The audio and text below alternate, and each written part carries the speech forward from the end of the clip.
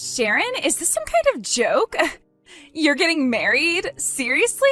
Who's the groom? His specs are lower than my husband, right? I will not be happy if he's better looking or makes more money than my Frank. If it turns out he is, I'll do everything in my power to make sure your wedding never happens.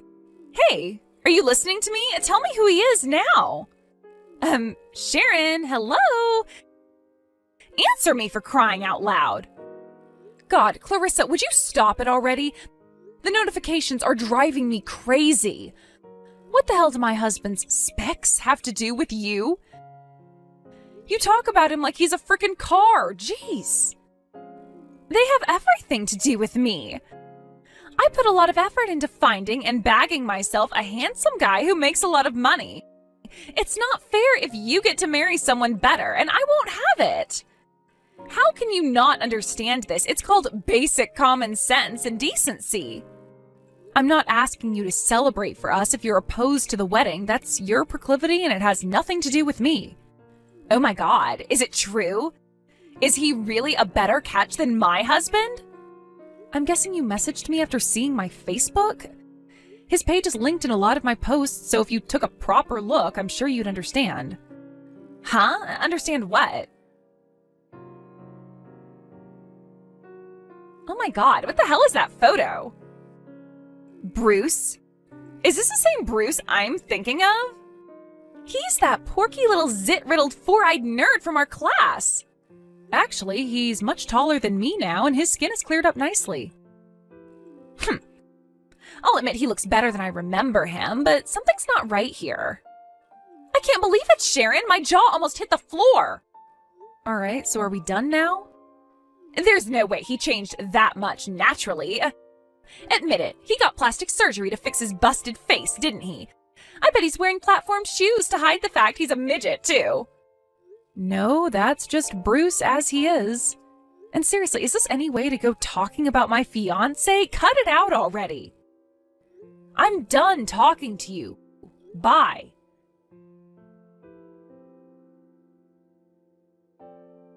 Yo, Sharon.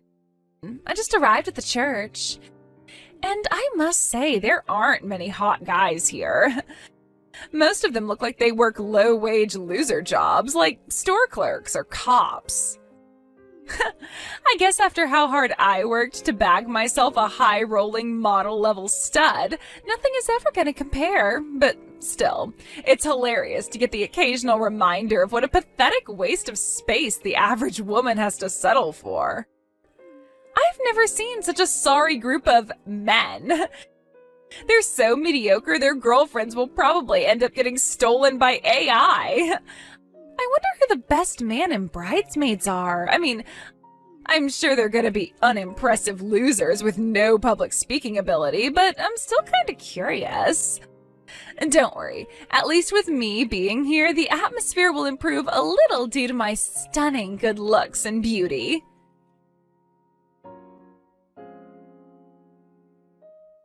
Hey, why the hell did you kick me out?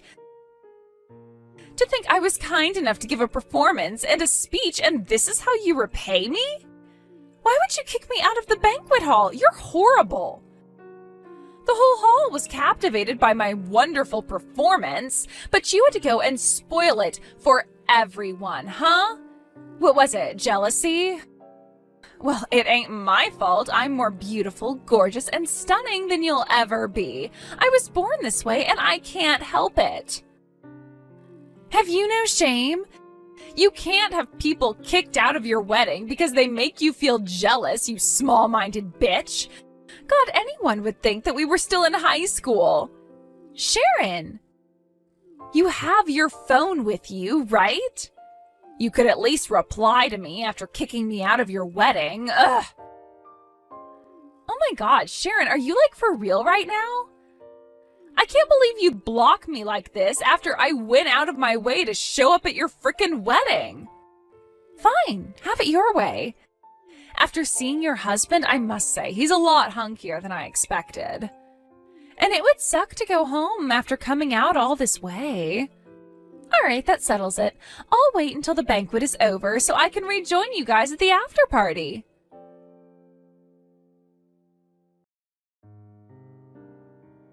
Clarissa, what the hell was that little stunt you pulled in the banquet hall? I never asked you to perform for us, and I never asked you to give a speech. Also, my friend on reception told me that apparently after you walked in and saw everyone handing over their gifts, you burst out laughing and shouted, "Me? Give that ugly hoe a gift? No way!" in front of about 20 people. I'm not saying you're obligated to give me a gift, but you could have at least been respectful towards me given you were at my wedding. Oh, is the banquet over already? I bet the atmosphere fizzled out the moment I left the hall, right? There's no way a bunch of wet noodles like you guys have any idea how to party. That's why I decided to liven things up with my performance. Answer my damned question. Yeah, whatever. The performance and the speech, right? I just knew that I had to do something to liven the place up when I saw what a bunch of low-energy losers the guests were. Really? You should be thanking me. You know, there are lots of people who'd pay good money to have a beauty like me on center stage at their wedding. Oh, and one more thing. Quit being so damn materialistic with all this complaining about gifts. We're friends, so why should I have to give you anything? Geez, next thing you know, you'll be asking me for money. Excuse me? If anything, you should be paying me for the wonderful performance and speech I gave. That was what you call wonderful? Yep, and don't you just know it? You can't deny the entire hall was captivated by my good looks and mesmerizing charisma the moment I stepped up on stage. Your fiancé Bruce fell in love with me too, didn't he? Go on, you can admit it. I can assure you he most definitely didn't. And wow, Sharon, I must say, I thought Bruce was kind of dishy when I saw him in those pictures on Facebook, but he's even better in real life. How the hell did a worn-out old bag like you manage to snag yourself such a hunk? Don't get me wrong, he's nothing compared to my husband, but he's certainly not outside the scope of consideration for the guy I'd consider getting down and dirty with. If you catch my drift. Scope of consideration? God, you really do disgust me, Clarissa. Anyway, in return for my wonderful performance and speech, I'll be taking possession of your husband. Huh? If you're not going to pay me for my services, I'm happy to accept your man instead. Why would I give you Bruce? He's my husband. Relax, girl. It's not like I'm telling you to divorce him. You can just lend him to me every now and then when I need a good servicing, if you catch my drift. Lend him to you? Listen, Sharon, to tell you the truth, my husband Frank is, well, he has a lot of money and he's as handsome as they come. But when it comes to things between the sheets, he's a little underwhelming. It's starting to become a real source of anxiety for me. You must know what it's like when you're not satisfied in the bedroom, right, babe? So what? Why does that mean I should lend you my husband? Your underwhelming sex life isn't our problem. Quit being so stubborn, would ya? If you must know, I've actually been trying out a bunch of new guys recently. You know, to see if I can find one I'm compatible with. I was hoping you could let me give Bruce a test run. Are you insane? I'm obviously not lending you my husband for a test run. What is he, a freaking car? But why? Is this real life? Are you seriously asking me such a ridiculous, inappropriate question on my wedding day of all days? What's the problem? I'll only need him for like 15 minutes max? What is wrong with you? How is it possible that you think this is acceptable? Have you actually lost your mind? Hey, now that's just rude. Everyone does this kind of thing behind closed doors, you know. Actually, I'm pretty sure they don't. Actually, I guess a worn-out hag like you probably wouldn't get included, so it's no wonder that you don't know. I guess only stunners like me get offers regularly. Sorry for confusing you, sweetie. Anyway, the bottom line is your husband is hot, and I want to try him out, so be a darling and lend me him for a little while, okay? Just let me test him out for 15 minutes, and if it turns out we have no chemistry, you can have him back. Okay. Why the hell are you asking me this crap? Oh, you're right. I should be asking Bruce instead. Okay, so if he says yes, do you promise not to complain anymore? That's not what I meant. Anyway, forget Bruce. There's another guy here who wants to talk to you. You mean there's some other poor guy who was powerless to resist my stunning good looks and fell for me in the blink of an eye? Is he even more handsome than Bruce? Well, it's a matter of taste, but I have a feeling he'll be to your liking. Wow, really? Oh, now I'm excited. I take it you want to meet him then? Of course I do. All right, I'll introduce you later. Woohoo! Thanks, babe. First of all, you need to head to room 1502 of the hotel next to the church. Apparently that's where he'll be staying tonight. Okay, I see. This escalated quickly. I like when things move fast, if you catch my drift.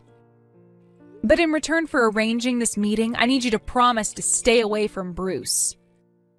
Whoa there, don't get carried away, Sharon. I'll only agree to that if tonight's friend turns out to be my type. Alrighty, no time to waste. Off I go.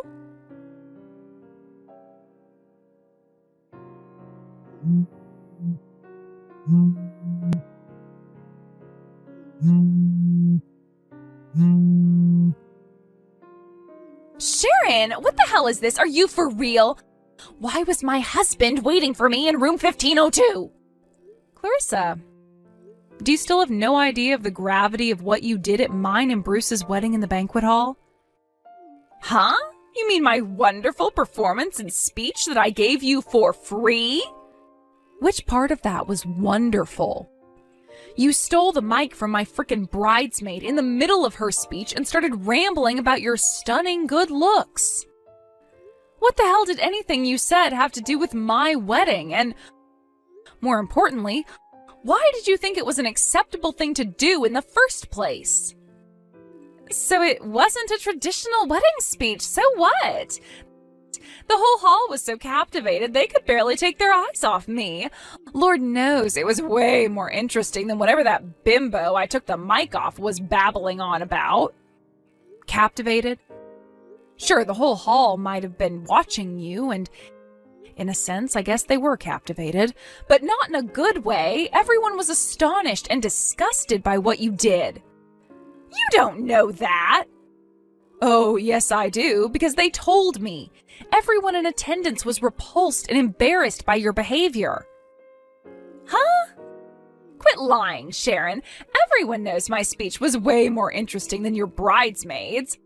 What the heck was she even talking about anyway?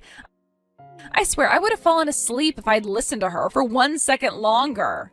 When you got done complimenting yourself, you launched into a hateful tirade against me, going on and on about how it was a miracle I found a husband and how I'd be lucky if he didn't leave me. Then, as if that wasn't outrageous enough, you were so arrogant and crass as to offer me your sloppy seconds if Bruce's performances in the bedroom weren't up to scratch. Is there even a single person on the planet who'd be pleased with a wedding speech like that? I felt like I was gonna vomit. Ugh, and don't even get me started on that song you sung. What the hell even was that? It was my favorite song, duh. Everyone knows that song is about breakups. Why would you sing it at my wedding? I don't know how, but for some reason I made it to the end of your speech without having you thrown out on your ass. But I lost it when you started singing. I had no choice but to ask security to remove you from the premises. We already had a musician booked, and it most certainly wasn't you. Huh? You did? I didn't know that. I'm just grateful that guy managed to distract everyone as you were being thrown out and bring back a sense of normality to the whole thing. But that doesn't change the fact that you almost ruined my wedding. That's nice, Sharon, but I don't see how any of this has anything to do with my husband. I was so looking forward to getting to that hotel room and finding out what kind of hunky stallion I'd be spending the night with. But when I opened the door, my freaking husband was sitting there. You had no right to trick me like that. Based on what you're saying, I'm guessing you had no idea who the guy who grabbed the mic off you was when you pulled your crazy little stunt, huh? Maybe you couldn't hear his calls of, "We must not let this wedding be ruined by the selfish actions of one individual," amidst the chaos of being restrained and carried across the hall by 2 security guards.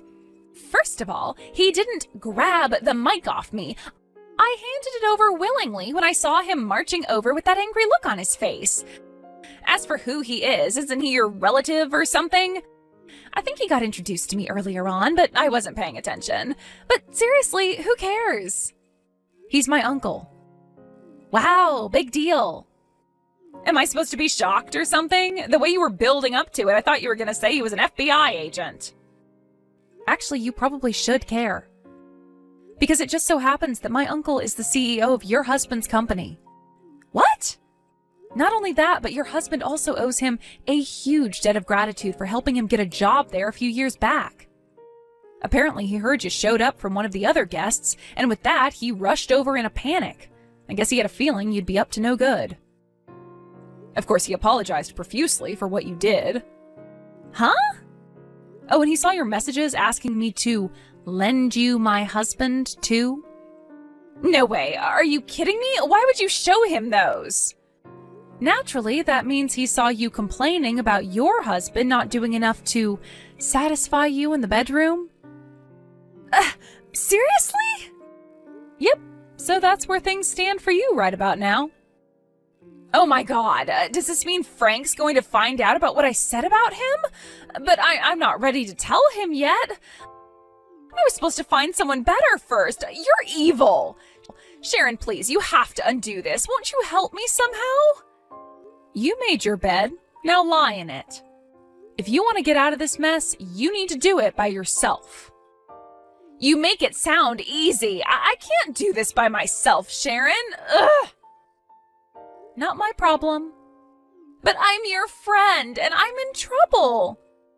The fact that you think you and I are still friends after that crazy little stunt you pulled at my wedding is plain worrying. Huh? I regret even inviting you. To be honest, I had a bad feeling about it when I was making the invites, but I knew if I didn't, you'd never stop whining at me about it. I sure as hell wouldn't have invited you if I knew this would happen. Oh my god, you're horrible. You only have yourself to blame. No, help me. Goodbye. Sharon!